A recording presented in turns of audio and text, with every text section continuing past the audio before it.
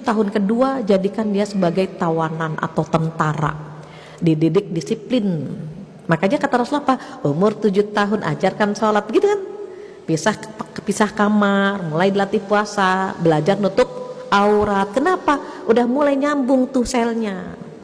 Kalau 0 sama 7 itu kita tuh kerjaannya nyanyi, cerita, biar tersimpan aja. Makanya punya anak kecil, punya main sama cucu cenderung ya awet muda sebetulnya. Karena dia nyanyi lagi gitu. Dan itu efeknya luar biasa. Jadi anak saya tuh 7. Nah yang ke-7 ini ketika saya menjelang umur 50 tahun saya hamil lagi. Jadi masih punya baby, punya anak umur 7 tahun lah. Nyanyi lagi kita, ya Allah, nana-nana nyanyi gitu. Jadi hampir sama dengan usia cucu saya gitu, nyanyi lagi gitu. Itu pengaruh gitu. Nah ini kalau kita nggak ikhlas kan pengennya marah-marah kan gitu. Aduh gitu ya. Kalau kita lihat, oh dia masih usia 0 sampai 7 anak atau cucu, oh berarti cerita gitu. Karena nggak bisa, nah Rasulullah bersabda dalam hadis, nggak bisa.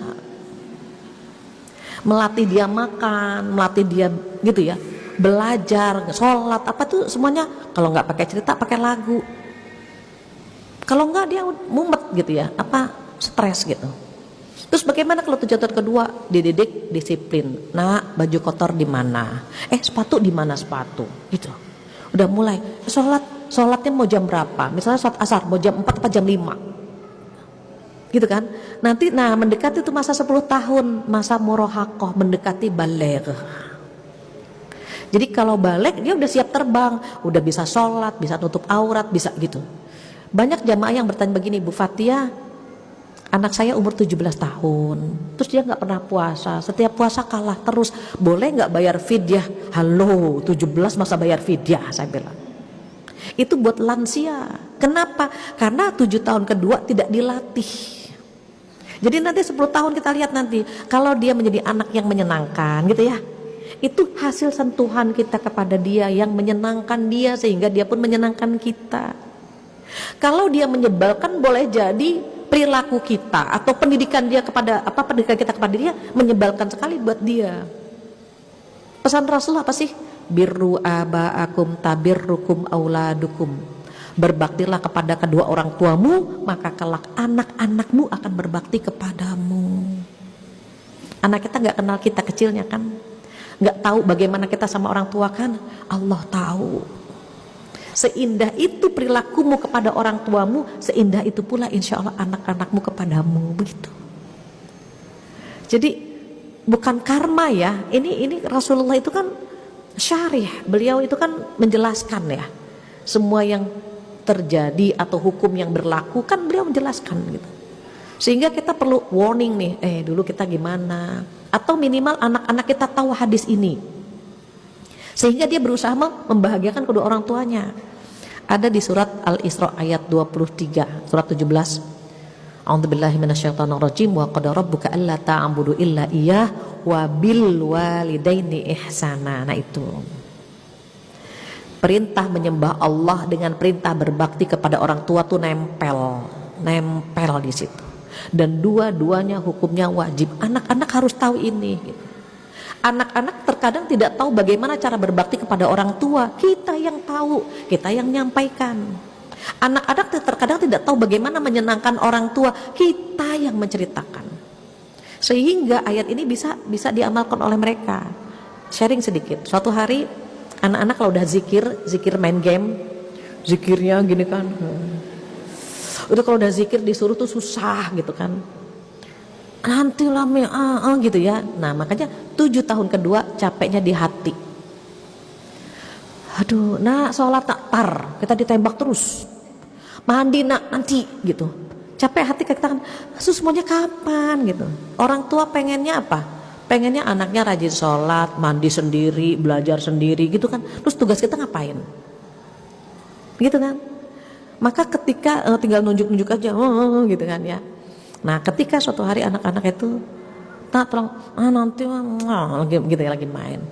Saya pura-pura nggak nggak pakai kacamata. Nak, coba nak tolong bacakan ini surat Al-Isra ayat 7 ayat 23, artinya apa ya nak? Dia bantukan bacakan. Allah telah memerintahkan gitu ya. Terus sampai ketemu imma yablughanna indakal kibaru ahaduhuma aw kilahuma fala taqul lahuma uffi wala tanharhuma. Uff, alif dengan fa. Indonesianya apa? Al a sama ha. Jika orang tuamu sudah lanjut, jangan mengatakan ah. Nah itu kalimat ah ini kan dia baca, oh gitu ya nak ya, maka janganlah gitu kan kamu mengatakan ah kepada orang tuamu dan jangan menghardiknya.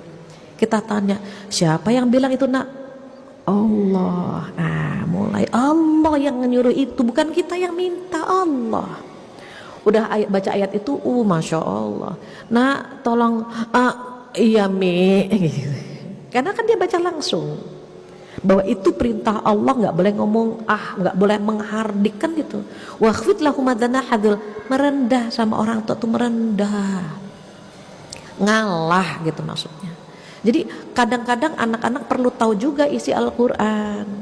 Allah lah yang nyuruh mereka begitu sama orang tuanya, bukan kita yang gila penghormatan dari mereka. Allah menghargai orang tua seperti itu. Kita kasih tahu juga, nanti kamu kan jadi orang tua juga, anak-anak juga harus tahu bagaimana berperilaku kepada kalian semua gitu.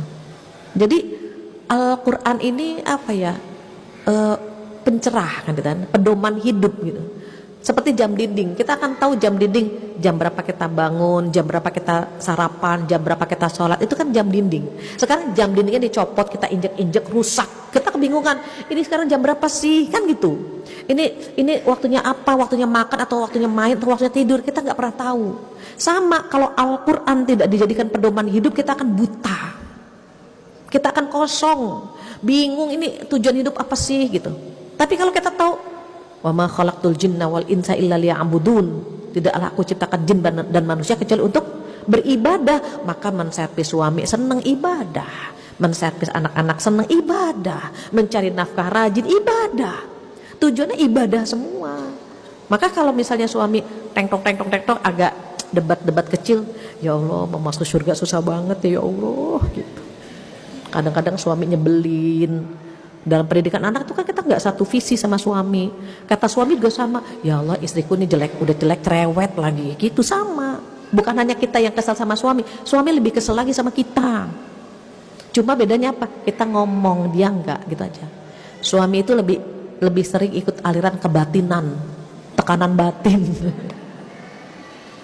Sama sebetulnya, kita kadang-kadang kita pengen anak begini gitu ya, suami begitu, itu biasa gitu.